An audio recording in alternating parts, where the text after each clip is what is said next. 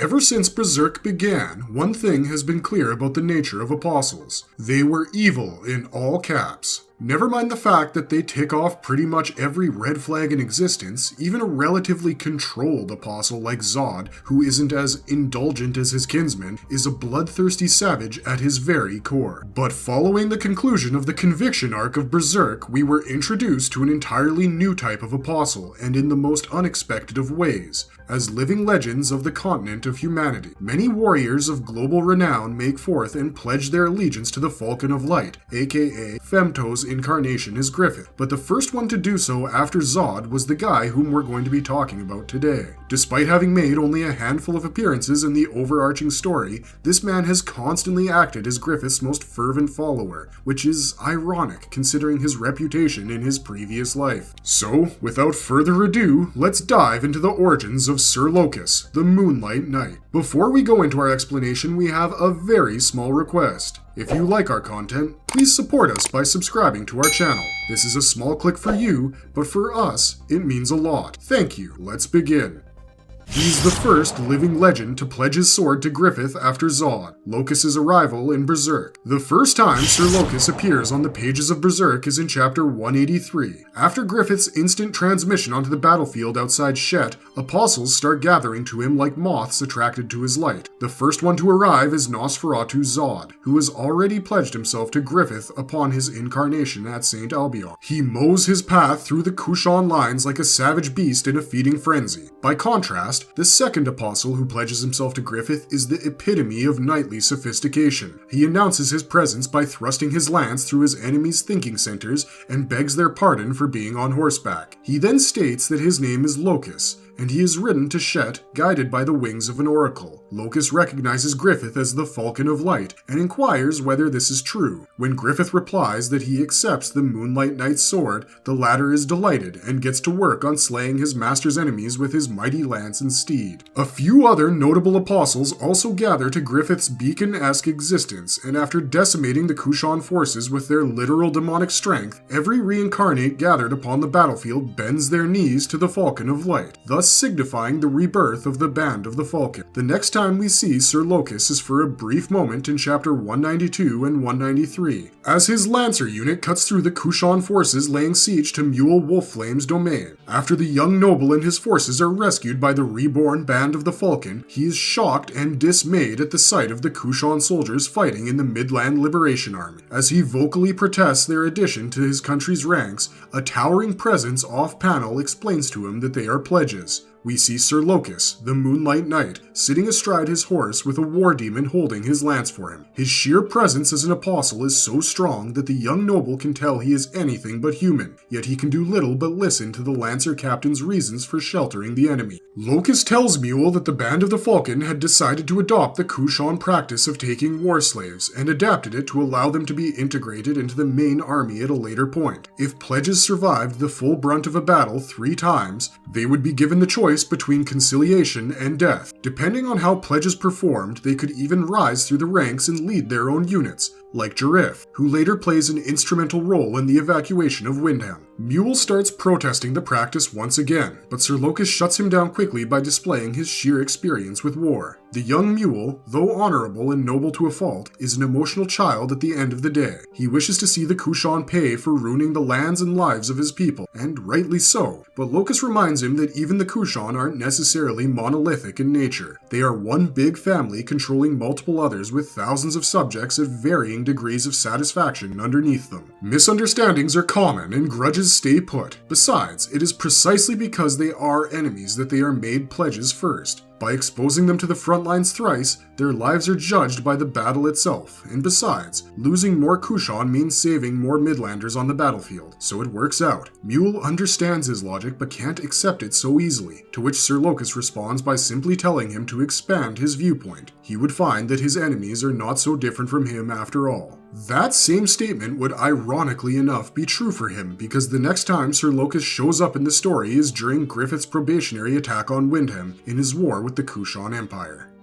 paragon of wisdom whose only trigger is disrespect to his master, Sir Locus's involvement in Griffith's war with Ganishka. The Moonlight Knight and his lancers easily cut through the human Kushan forces, making their way into the heart of the newly made demon city, where they are halted by Emperor Ganishka's demon soldiers, the Daka. The Emperor himself appears before Locus's lancer unit, and the two exchange courtesies, which quickly devolves into Ganishka chiding Griffith's attack as folly, and wondering out loud if the Falcon only wished to gauge his strength. After this comment, something happened that can only be called uncharacteristic of Locus. The man who has remained stoic, calm, chivalrous, and objective showed the first sign of passion when he asked Ganishka that, as an apostle, why did he oppose the master? The great emperor replied by calling Locus and the rest of the apostles knaves who have never known anything but servitude. He was the supreme leader of the greatest empire known to mankind at the time. To take that from him, it must be paid with blood. Ganishka declared that he would subjugate the world under his fist, even if he had to desecrate God to do it, and this made Locus snap. The warrior who is usually the personification of cool, calm, and collected transformed into his apostle form, and it was truly a sight to behold, even for the dread emperor himself. In this mode, Locus's body merged with his horse to create a centaur-like being whose entire body was covered with a plate of armor and an oval-shaped shield-like appendage covering his arm. His lance expanded and became a dual-tipped spear,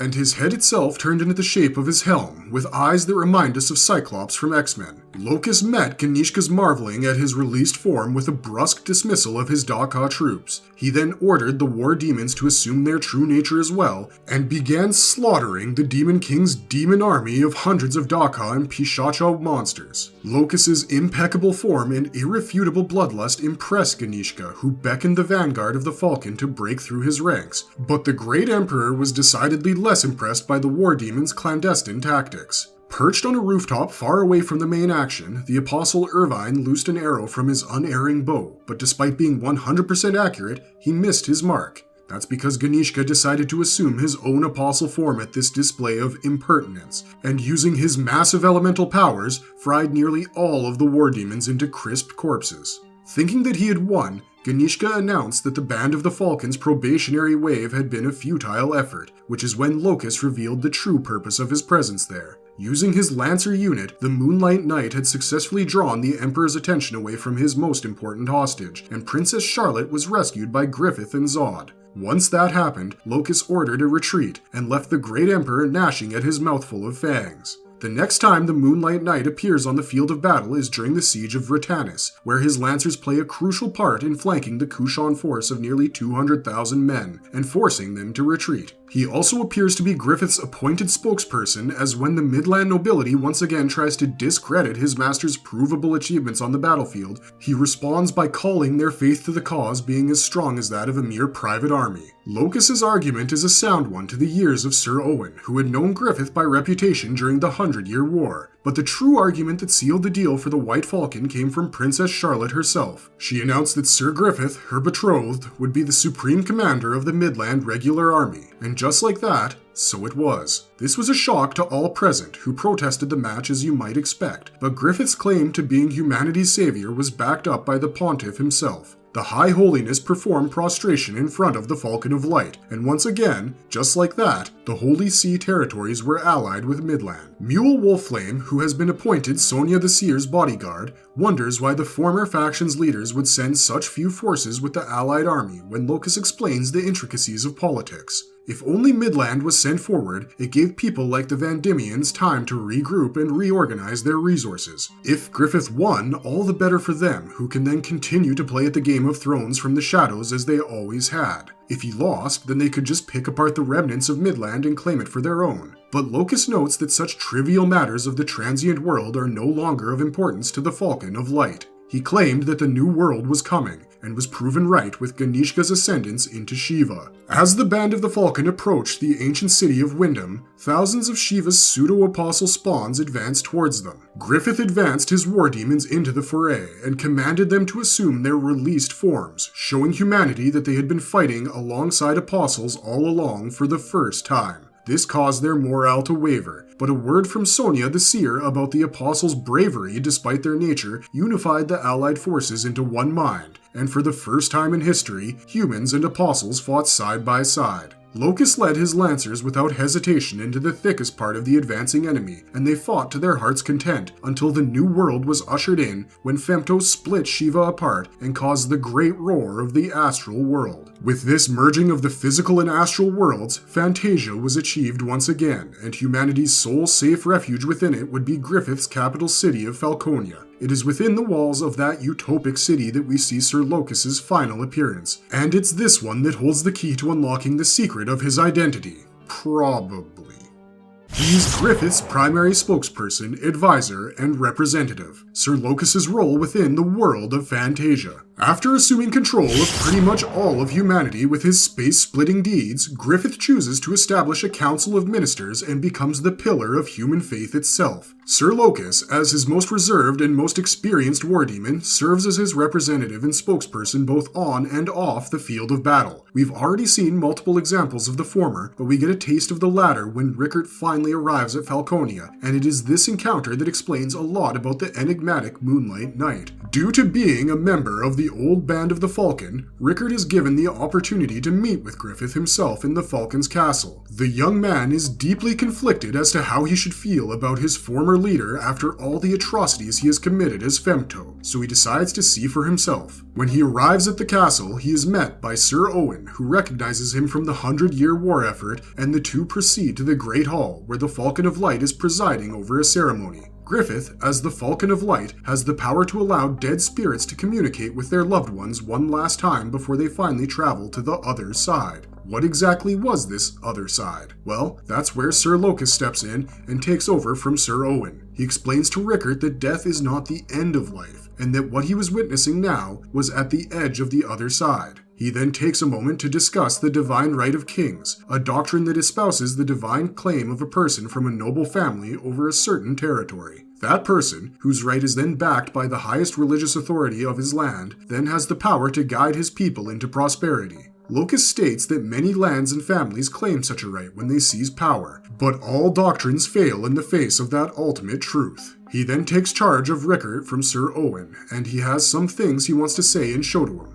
Rickert, who had already deduced that Locus was an apostle, went with him to their den behind Falconia, the dark realm called Pandemonium. Along the way, the Falcon's spokesman interrogated Rickert about his true intent with regards to his appointment with Griffith. He wonders whether Rickert simply wishes to renew an old friendship, or if he seeks answers to what happened underneath the Black Sun. Being an apostle, Locus of course knows about the eclipse, and he wonders why Rickert was spared, as he didn't have the scent of the brand of sacrifice on him. Nevertheless, he concluded that Rickert did not bear any hatred in his eyes towards Griffith, so he continued with his presentation of the Falcon of Light's new beacon talons. Rickert was understandably disturbed by the insides of Pandemonium, where an apostle was fighting an ogre for the entertainment of his brethren. Locus explained that these apostles were the new beacon talons of the Falcon of Light, making Rickert come to grips with the fact that what he saw as monsters were all in fact once human. Left to their own devices, they'd have indulged in the mindless slaughter and feasting of anything within their sights, especially humans. But Griffith had forged them into a sword that now defended humanity instead. Sure, Pandemonium was required as a safety measure where the apostles could satiate their impulses, but Locus's point was that in Fantasia, Griffith had managed to create what no one else could have before: an inclusive utopia. It is clear that Locus is completely devoted to Griffith, like many other apostles, but his reverence for his leader goes beyond the simple connection between apostles and the God Hand. He worships Griffith as his own god, and his actions substantiate that faith on a daily basis. So when Rickert slaps Griffith for feeling nothing after sacrificing all their friends just for power, it's like Locus has been slapped at the core of his own faith. He gets extremely agitated and is about to slaughter Rickert when Griffith calls him off. Locus obeys, but the fact that he crushes the ledge he was grabbing shows he was vexed by what had just transpired. No human was supposed to be able to even touch Griffith, let alone slap him. How could this little kid do what 200,000 Kushan and Emperor Ganishka himself could not? That's a question for another video. But for now, let's bring this one in by discussing Locus's last couple of appearances so far in the manga, and then moving on to discussing his true origins. The first of these appearances is during a meeting with the Council of Falconia, where he delivers a report of the military accomplishments of the Band of the Falcon in Fantasia. They had managed to neutralize most threats to the capital city and taken down their main enemy, the Norse mythology giants east of Falconia. They could now begin actually reclaiming lost territory instead of defending the former domain of Wyndham. The second appearance was in the latest chapter of Berserk, where Locus, Grunbeld, and Irvine welcome Griffith and Zod from their successful attack on Elfhelm. The final panel of Berserk right now is of the Falcon of Light holding Casca in his arms and sporting a devilish smile. But what exactly does the episode in Falconia teach us about Locus the Moonlight Knight's origins? Well, that's what we're getting to now. A wandering knight who finally found a master worthy of his lance, Sir Locus's possible origins. The basis for our theory on who Locus was and why he became an apostle is based on two observable facts about him. 1. In his human life, he was on an endless peregrination, never sticking to one master for a long time, and 2. As an apostle, he views Griffith as his literal god on earth, and so his devotion to him is absolute. These are two polar opposites for being the personality of a single man, so let's break down how he might have made this transition, or rather, whether this was his true desire in the first place. It is clear that Sir Locus earned his spurs with his skill at arms. In his life as a human, he was almost indistinguishable from his horse, whom he rode with such grace that none could unseat him in joust or battle. His obscene winning streak is what made him a living legend for someone like Mule, who was still in the early years of his adulthood at his introduction to the story. But it must have been his obsession with finding a master worthy of his lance that made him the apostle he is today.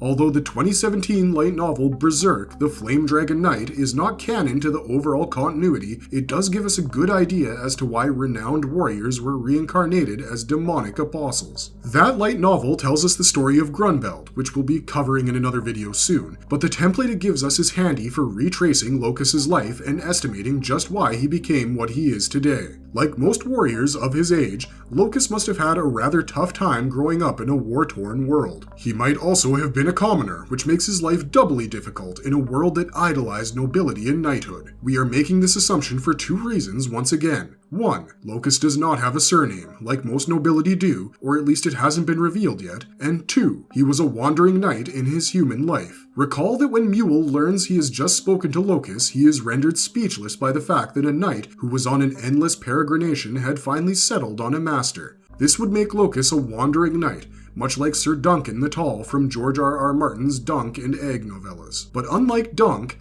Locus has a keen sense of perception, which is revealed by his practical explanations for Griffith's decrees as the supreme commander of Midland's regular army and the Falcon of Light. Locus displays a profound knowledge of political machinations when he explains to Mule why the allied Holy See nations only sent token forces to reinforce the Band of the Falcon during their advance upon Wyndham. He shows utter disdain for the nobles of Vritannis, who try to discredit Griffith's claim to being the supreme commander and Princess Charlotte's betrothed as well, almost as if he dislikes nobles altogether. That could be a byproduct of his life as a commoner ascended to the post of a wandering knight who has seen it all. At some point in his life, Locus must have made friends he deeply cared for, maybe even found a woman he loved. But his objective view of the world left him disillusioned with the men he would come to work for. Maybe the reason Locus went on a seemingly endless and masterless journey like a Ronin was because he felt no one was worthy of his blade. This makes sense because we've seen another character express similar thoughts and feelings earlier in the series, Griffith himself. Griffith took no pleasure in playing the political game that was part of acquiring his dream. He literally clawed himself bloody at the thought of selling his body to Genon to safeguard the lives of his precious soldiers. But the difference between Locus and Griffith is that the latter went through with it anyway. Locus and Griffith's dreams are fundamentally different. Griffith aspired to grasp the world in his palms, whereas Locus was just looking for someone worthy of his service. At some point in his life, he acquired a Behelit, most likely from the same oracle who sent him to Griffith, and the only time it makes sense that he would activate this Behelit is on the battlefield. Because Locus is a hero of Mule, it is not an unfair assumption that he hailed from the Kingdom of Midland. After all, most people who seem to be aware of his legend are Midlanders, so it's not a stretch to assume that at some point in his life, Locus was hired by some Midlander to face off against the Tudor in their 100-Year War. Despite having inhumane skill with the lance, Locus must not have been able to succeed in defeating the Tudor assault. As the blood flowed out of his body, he must have despaired deeply at having lost his life on the battlefield serving a master whom he deemed unworthy, and he felt a strong desire to live so that he could do so at least once in his life. At that point, the blood spilling from his body entered the Behelit and activated the interstice, summoning the God Hand. The God Hand must have offered him the same deal they offer every other apostle, new life in exchange for old. And, being a warrior to the core, Locus accepted it, sacrificing those who defined his humanity in exchange for rebirth as an apostle. He must have been on horseback when this went down, because as an apostle, Locus's body fused with his horse to create a metallic centaur-like demon who dealt death with every stroke of his blade. It must have been after this victory that Locus became known as the Moonlight Knight, because as you know, full moons are when all magical beings, including apostles, are at their maximum power. Once he had gained this power, Locus must have been approached by the same person who handed him the Behelit, or an oracle he met earlier in his life as a human, who guided him towards his ultimate desire, Griffith. It is rather evident that the Falcon of Light is everything that Locus views as a perfect ruler, ordained by the divine right of kings. And we don't say this just because apostles are supposed to instinctively revere the God Hand. It's clear that, like Zod, Locus is an apostle who is very much in control of his baser instincts and desires. It's possible that their strongest desires to find the ultimate opponent and ultimate king for service respectively makes them what they are, but there is no proof yet. But unlike Zod, whose respect for Griffith can be said like that of a beaten adversary, Locus worships the Falcon of Light. This makes him a far more dangerous threat, as Rickert might find out to his misfortune by the time Berserk ends. But since 2050 is a long way in the future, for now, this is all we have for you. Marvelous verdict. And that's it! Locus is perhaps the most Western-inspired character in Miura's creation because of, well, everything about him. He has a cool knightly nickname, the Moonlight Knight. He's undefeated in jousting and battle, like any cool knight from Western folklore. And when he transforms into an apostle, he becomes a friggin' armored centaur. What's not to like about him? Right now, Locus has a front seat to the future of Berserk because Chapter 371 ended with Griffith returning to Falconia bearing Casca in his arms, and boy would we give up our best friends in a heartbeat to see where that story goes. But as far as his origins are concerned, we think we've put the final nail into that coffin. Sir Locus the Moonlight Knight is definitely one to keep an eye out for, as Berserk allegedly enters its final arc. But until that day, let us know what you thought about this video down in the comments section below. If you did like our content, don't forget to leave a like and subscribe to us if you haven't already. Have a good one, be safe out there, and thanks for watching.